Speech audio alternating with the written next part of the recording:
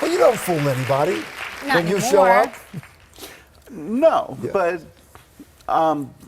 there's a tradition of anonymous restaurant critics Right. in the United States, and I wrote a page one piece for the LA Times last year explaining why I was no longer going to do that. I want to read something you said because I love this. You say, I have become adept at pretending not to notice that a restaurant staff is pretending not to notice me, noticing them, noticing me. Yes, yes. Right. That's your job now. But part of the glamour of that was critics, women especially, change their look completely when they go to a restaurant. You can't change your look completely. No, I could probably wear a burqa, but it would be hard to evaluate the bouquet of the Chardonnay, I Yes, yes, yes. So that part, you've given up on that. think. I've given up on that. They know you're coming. They don't know I'm coming. I mean, I still reserve under different names. I still use a lot of different phone You numbers. burn phones, I- right? yeah. That's why you're like such a 007.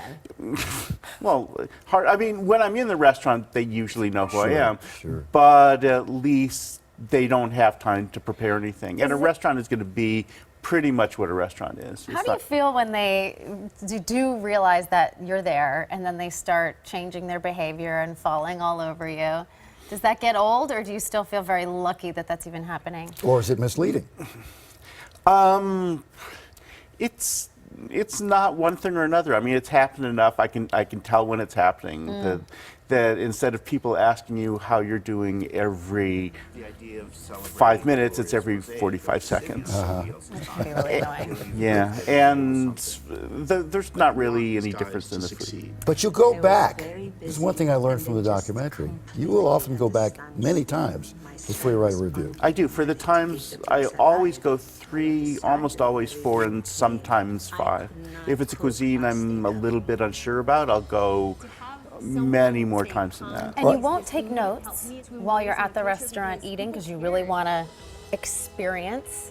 So you do all of that after the fact. After the fact, because you have to be in the moment. There's sort of a music to a meal, a rhythm to a meal, and when you're spending the time scribbling notes into a notebook, you miss that. What he says, like you don't take notes when you're having sex. Yeah. Yeah, You kind of miss them. Yeah.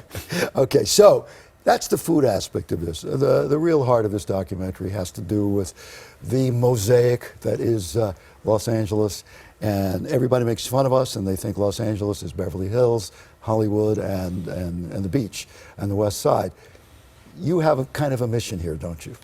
I do. It's a huge metropolis. We're Yeah. 18 million people. We are the second biggest Mexican city after Mexico City. I mean, there are more Mexicans here than there are in Guadalajara. There are more Thais here than there are in any city outside Thailand, and more Koreans than any city outside Korea, more Salvadorans than any city outside El Salvador. And we come together in this sort of wonderful haphazard mosaic. And the places where the different cultures meet is often where you find the most beautiful We're so things. lucky in that way. And the thing is, people come and they're tourists and they stay in Beverly Hills and they go to the IT restaurants and they're missing these hidden gems. And like you said, don't be afraid of the mini malls. Looks can be very deceiving.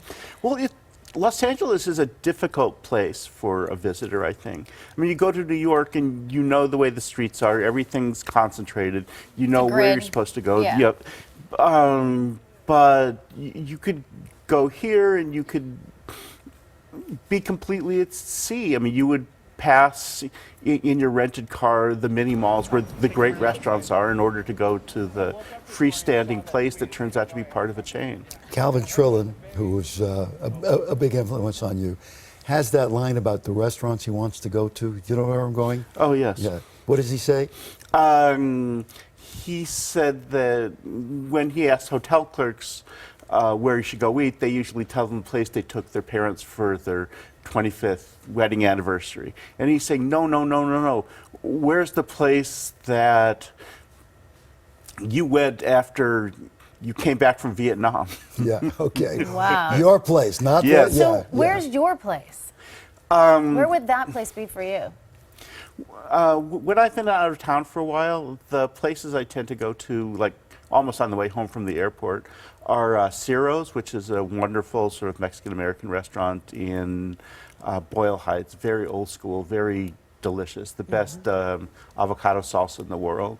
I go to Golden Deli in San Gabriel, which is a Vietnamese place that has really, really great imperial rolls, like sort of fried egg rolls filled with pork and crab and vermicelli noodles that you wrap in lettuce with herbs and dip into a sauce. And I know I'm back in LA when I have Listen that. to him. I'm like salivating. You know what? I'm glad this is live TV and you're here because otherwise you'd be late.